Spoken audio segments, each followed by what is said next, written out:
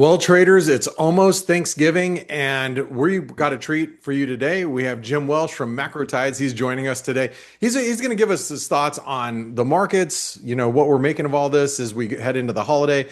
But also, Jim, I want to actually ask you what your thoughts are on, the name Kevin Hassett floating around as potential front runner for the Fed.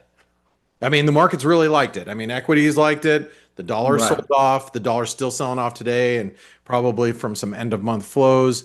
But what do you make of all this?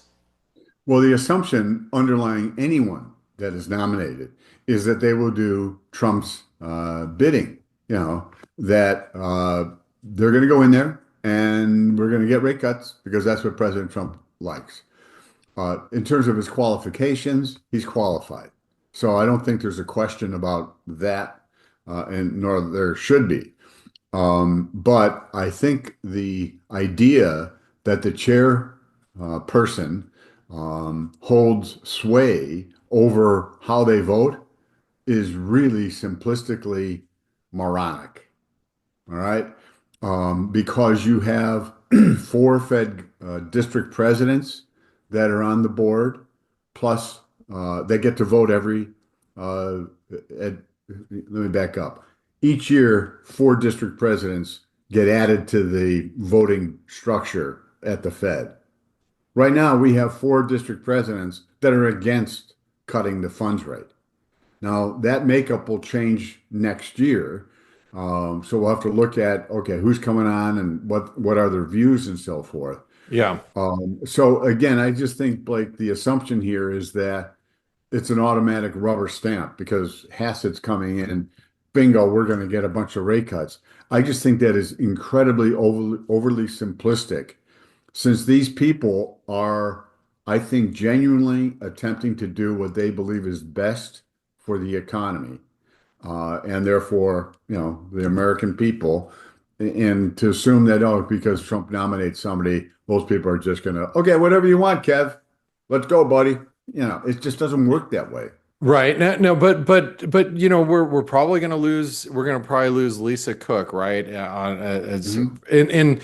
in the board of governors, whether or not she is a voting member going into next year or not. You might lose Powell. Powell. I mean, he Well, might that's going to have. happen in May. I think in May, I would be very surprised if he doesn't leave in May, but he's here with us until May because that's when his term ends, and that's when Hassett or anybody else is going to take over. Right. But He does have the option of just stay. You're right. I think for another year or two. I yeah. think his term expires in 28 as a member of the board. Right. But I guess the point I'm trying to make is the Trump still has a lot of time to really stack dovish governors and backfill a lot of those spaces to make Kevin Hassett's job a little bit easier. Easier. Yeah, as we go into the middle of 2026 and you want to cut rates. I mean, that should act as a automatic dollar bearishness, stock market tailwind for bulls. I mean, shouldn't that be the Yeah. case? Well, there's a bunch of assumptions in there. Yeah. Again, anybody who gets nominated to the board is ideally going to have some level of integrity.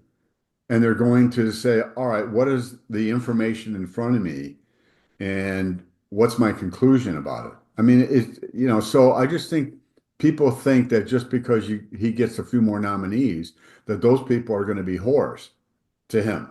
I just think, no, really? Plus, if you get that kind of a situation you're describing, Blake, and you get Fed presidents that aren't in tune, like, hey, wait a second, inflation is too high, or the economy doesn't need any more cuts, and so forth, um, they're going to vote against it. So all of a sudden, you get a bunch of negative dissent votes. Yeah. I don't think that's a good look for the Fed either. So I don't know. I just think that everybody wants the Fed to cut rates, and therefore I'm going to bend and twist anything I can to set that situation up. And it's like, And, okay. And maybe more importantly, Jim, just throwing this out there. More importantly, you might end up getting a situation where the market just uh, votes for everybody. I mean, how about if the Fed just loses its credibility? Next thing you know, you got yields rallying, you got the Yep. bond market reeling, and we go into a Right. crisis type of situation. Which, the market. I mean, I know we sit here and we talk about, oh, who's going to be the Fed governor, and he's going to do Trump's bidding. He's going to be the yes man and yada, yada, yada. But what if the market actually loses faith in that institution? Then we have a bigger problem on our hands. And everybody's buying stocks as a result of that. But couldn't it Yeah. be a bigger problem moving forward? Oh, absolutely. Again, to me, the long-term chart pattern of Treasury bonds is for the long-term trend is up in terms of higher yields. And what you're describing, Blake, fits into that technical analysis pretty well because you'd have a combination of potentially a lot of supply and loss of trust. Yeah. So again, that's why I just think that the next 5 and 10 years are going to be pretty chaotic because these things aren't just going to all get settled and go away. We're going to be dealing with it for a long time. And the fact is, if and when we see the next recession, which there's going to be another recession, it's not a question of, hey, if one happens, the deficit has the potential to be 3 trillion, 3.5 trillion. That's a lot of paper. Plus, the amount of paper that has to be rolled over in the next 2, 3 years is, I think it's like 28 trillion of the 38 trillion in total debt. And oh, by the way, that's going up about 2 trillion a year. So this issue of credibility of the Fed and how it might impact bond yields is a key determinant, I think, that has to be monitored because it's a variable that could prove pretty ugly. Yeah, Fed cut rates, Treasury yields. I mean, we've already seen it. It's not like, wow, we're thinking about something that's impossible to happen. Right. The Fed's cut the funds rate 150 basis points in September of last year. And what has the Treasury yield gone? It's gone from 360 to 4% now. Yeah. Well, whoa, wait a second. So, the markets are telling us something that is, I think, a risk, and we're already seeing it manifest. So you can't just assume that, okay, he's going to do Hassett and everything's going to be coming up roses. I just think that's just overly simplistic. Well, the market is thinking it in simplistic fashion then because the market's really Yeah. applauding. Well, it is. I mean, the market's applauding Well, what you see here. Well, I think a bigger factor, and we're going to talk about this in a second. I don't know what was the first chart. I kind of remember what the first chart I sent you Oh, let me grab it for you, Jim. What his because it first was kind of like, all first one's right, about let's move into it. Okay, it's about Williams. okay, So this is Williams, perfect. This is why I want to look at it. So if we look at the technical setup last week, um, you know, the Fed minutes came out. They were pretty hawkish. I mean, there were more people talking about I'm not wanting to cut rates than wanting to cut rates. The probability of a rate cut in December dropped to, I think, 26%, something like that. All right. Um, the S&P had a very ugly day last Thursday, a key reversal. The Russell 2000 took out a level by a very small amount, but it closed below a horizontal trend line for the first time in months. So overnight trading last Thursday or Friday morning, S&P futures were down 30 points or so. Nvidia was down like $5, $6. And all of a sudden in Chile, at about 4 o'clock in the morning, John Williams gives a speech and says, I'm in favor of cutting rates in the near term. All of a sudden, everything turned on a dime. And the probability of a rate cut went from like, under 30%. And I think today it's in the upper 80%. That is an incredibly huge move in such a short period of time. And there isn't like any economic data, that's, yeah. you know, enforcing it. It's one man saying, I'm in favor of cutting rates. That means we're going to get it. All right. And the Russell 2000 uh, has rallied more than any other average since then. Why? Because the idea, well, if they're going to cut rates, that's going to be good for the economy, and that'll help small cap stocks. Nonetheless, we're going to omit the fact that about 38% of all the companies in the Russell 2000 don't make any money and haven't made any money for years. But we're going there because now that Williams says he's in favor of a cut, we're going to get it. And that's going to be great for the Russell. So his speech, I think more than anything else, Blake, is what's dominated since, at 4:30 in the morning on last Friday. Yeah. And I All right. think that's the momentum that's carried through. The Russell now took out its high. I think it was what, 2478, Yeah. a rebound high, took that out. And of course, we've seen what the S&P has done.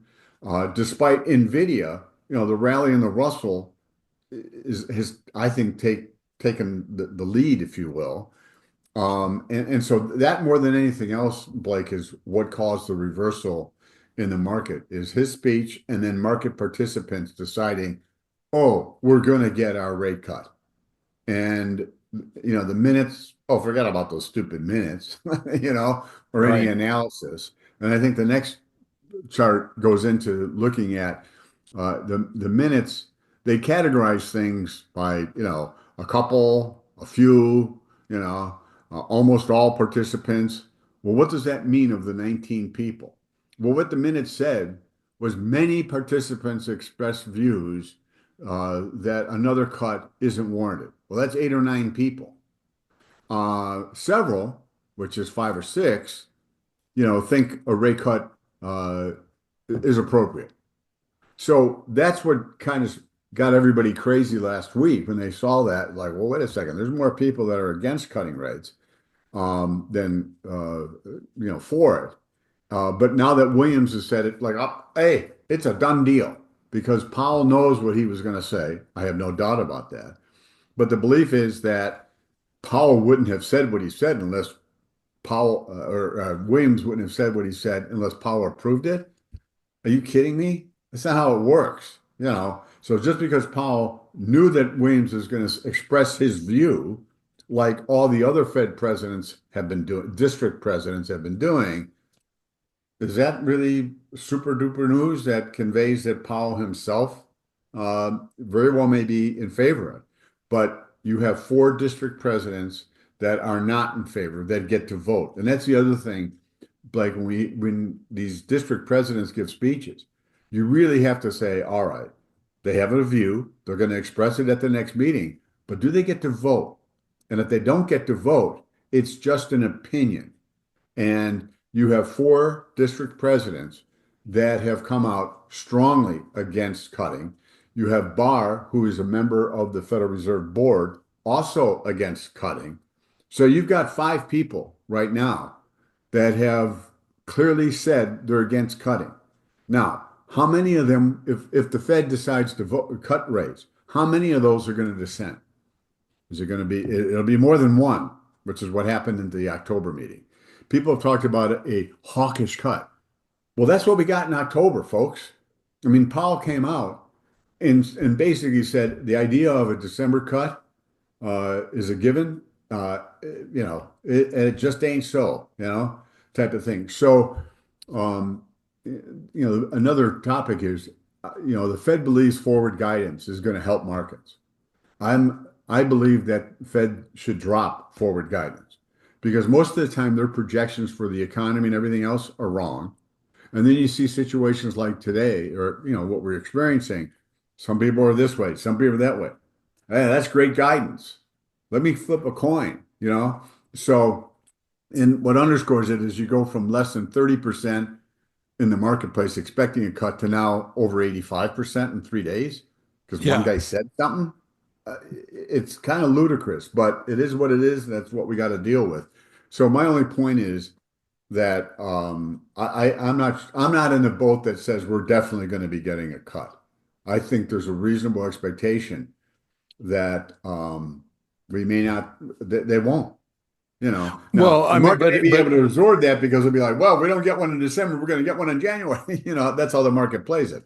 Right, but if the market's expecting it, couldn't you say that Powell's probably going to lean that way to give the market what it's expecting, just to appease the markets, Right. and then this way not really rock the boat? Yeah, but you're going to get, I think, I think at least two, maybe three people are going to dissent, and you could get four dissent votes. So yeah, they cut the rates, but you got four people dissenting, or at least three people dissenting. Yeah, I guess that would be a hawkish cut, all right. yeah, You it sure know, would be. like we saw in October, kind of. Yeah. You had one dissent, which hasn't happened very often. So anyway, And if you want to see but what the happens market's going to to assume. you want to see what happens to a currency with a hawkish cut, everybody thinks, you go look at the Kiwi. The Kiwi's up, over 1% today as a result, as the Okay. RBNZ is cutting rates. So Okay. um, All right. that's an example. All right. So the next Yeah. chart, Jim, you brought is CPI, or Yeah. about Yeah. It's just, CPI, cost of living. you President, Trump, understandably has, talked about how he's brought inflation down and so forth. Yeah, it was 9% in 2022. It's hovering around 3% or a touch below at this point in time. Is that good news? Absolutely. But for most consumers, when they go to the grocery store or pay an electric bill, what they're paying is not the annual rate of change, they're paying the cumulative change. And what we can see is that the cumulative change, that the cost of living as measured by the CPI is 12% above where it had been if the trend from 2015 to 2021 had been maintained. That's that blue line. So if we had stuck right around 2%, which is where it was, that's where the cumulative CPI would be. And so the difference is 12%. That's pretty meaningful when you look at what people spend on rent and electricity and groceries, car insurance, all those things. That consumes a huge part of their monthly budget. And that's why so many people, the next chart kind of shows, how people are feeling about this. So Fox did a poll and they asked people since last November, obviously since the election, have prices increased a lot or increased a little? And you can see some of these percentages. 85% of the people said groceries had increased either a lot or by a little. In this case, it was 60% said a lot. And then you look at utilities, 78% and so forth. So my point is that President Trump, campaigned on bringing prices down. And I thought that, some of the people voted for him thinking that, oh, he'll turn the clock back to 2018 when my life was better, that just wasn't going to happen. And now we're seeing the reality of this. In addition, the Republicans got hammered in the election that, took place a couple of weeks ago. And all of a sudden, a week after that, President Trump says, I'm going to roll back the tariffs on bananas and what was it? Cocoa, and there were about three, four things. All right. Now, again, this is coming from a guy who said, well, no, tariffs don't increase the cost of goods. The other people are going to eat it. No, so I mean, talk about um, anyway, that's not going to make a huge difference. The reality is for the bottom 50% of people in this country, they've been under the gun for 4 years. They continue to be under the gun. And, it underscores the bifurcation in the economy. The top 10% are doing great. They account for 50% of all consumption and consumer spending. The bottom 50 are really being and continuing to be squeezed.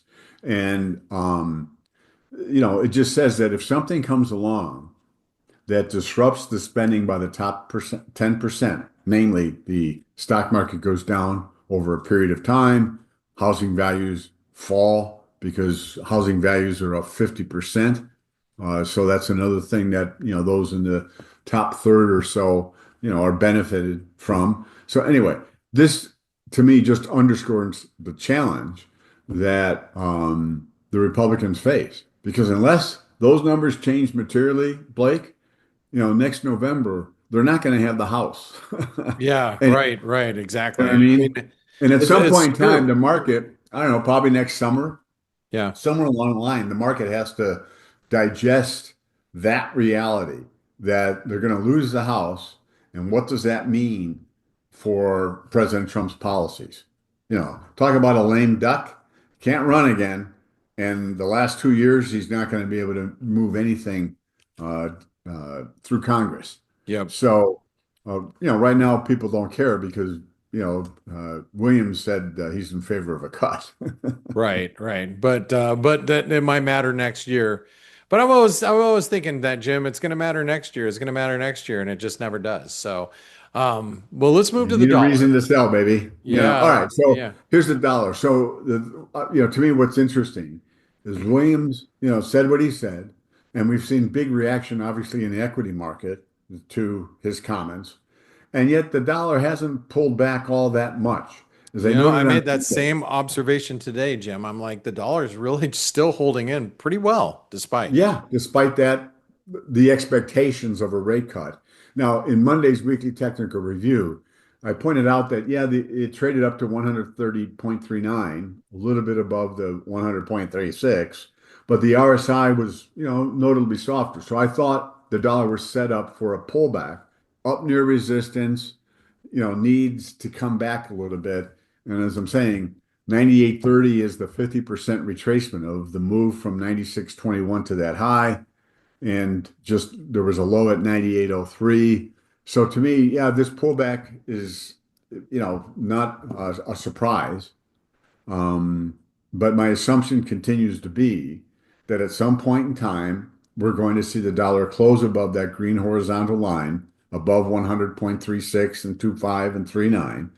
And when it does, it'll run to near that 102 number probably very quickly. And, potentially we're putting in a fairly significant low. If you think about it, the dollar declined from 114 to 96, and I'm just rounding off the numbers. Yeah. So that's 18 points. Well, 50% retracement of that is 9 plus 96. You're talking 105 or so, and it could be a 618 retracement. So to me, I think that's what's likely to happen over the next 6 to 9 months and so forth. So as we go through next year, I think the dollar is going to rally. And sometimes, Blake, it isn't because factors, in the United States are driving the dollar. There's stuff going on in Japan, in terms of what's happening, their treasury yields. The 30-year got to the highest level ever this week or late last week. Their 5 and 10-year got to the highest since 2008. Yields in Germany and France got to the highest since 2011, which required Mario Draghi to say, we're going to do whatever it takes to bring yields down, Yeah. So this tick up in yields is global. And again, it comes down to supply. The rules that have governed the EU, you can't run an annual deficit over 3%, and you're not supposed to have your debt to GDP ratio be over 60%. Well, guess what? Those rules are kind of being bent because they're spending more on infrastructure, they're spending more on defense, and that just means they're going to have bigger deficits. So to me, that's the bigger picture is that there's things going on here, and the chart of the dollar has indicated a bottom is being made, and it should be a fairly decent rally. I think that area around 105 becomes an obvious target. Well, right now, as we happen to be on our lows of the session. We're trading around 99.50. So the dollar is a little weaker than what you see in the chart, but still Yeah, overall, it is really just banging its head up against that resistance. So yeah. with gold, I think I'm looking exactly at the same thing you are. I see this as just a triangle. We are at triangle resistance right now, and then you got triangles. I'm kind of Yeah, half-assing drawing here, but you get what I'm yeah, yeah. Well, again, I think the high at 43.81 completed wave three from the low of 1,046 in 2015. That implies we're in a wave four. Wave four, there's multiple patterns, but the two more common are A, B, C. So drop down to the 38.87, I think was wave A. The rally to 42.44 was B. That implies a decline down towards 37.50 for wave C, if the two legs are equal from 42.44. The other possibility is it goes a triangle, which is kind of what it did after it peaked in April. I was thinking we're going to get an ABC then and then. Instead, we got chopped for what, 4 or 5 months, at least Yeah. 4 months. And so those are the two options here. Sentiment is still really pretty bullish. You don't get that kind of a spike and run that we saw into the high a few weeks ago. It's not like everybody, oh, now I'm bearish. Now I don't think anything's good about gold. No, Right. most people are still very bullish. Buying declines are considered a gift and so forth. I still think the more likely pattern is an ABC down. If gold trades above 42.44, doesn't get above 43.81, that'll start to say, well, maybe it's going to be another triangle and we'll get a lot more chop going sideways. Um, so, price is going to have to tell us. Obviously, that green trend line connecting the two recent price highs becomes kind of both resistance and also an important level if it can get above it. Sure. Okay. All right. And you have the S&P here. Look, S&P is just being bought. No, no selling in sight. Is this time for the Santa Claus rally, Jim? Well, sure. I mean, again, seasonality is bullish. For the markets to go down, you need a reason to sell. And effectively, the reason that was been causing weakness, think about it. The S&P peaked at 69.20 on Fed Day or the day right after it when Powell said, the chances of a December cut have kind of don't count on it, and we've been correcting ever since. There's been other pieces of news along the way to call some of the swings. So if people believe that, we are going to get our December cut, that again to me is why we've seen this very sharp rebound from the lows of last Thursday and Friday morning. Getting above 68.20, which is about where that green trend line is, increases the probability you're going to a new high. Now, um, it elevates the potential that we could see a new high before December 10th. And then just like the October high was a pivot point around the Fed meeting, we could see a push higher until we get closer to that December 10th meeting. And if the Fed doesn't deliver the goods or they deliver a truly hawkish cut, the market, may make a new high and then we'll see what kind of vulnerability shows up. So I think that green trend line near term is important. Okay, which we're basically on. Yeah. So you got your 10-year yields. It's as you look at the ZNs or the 10-year notes, Yeah. they're right up against resistance right now.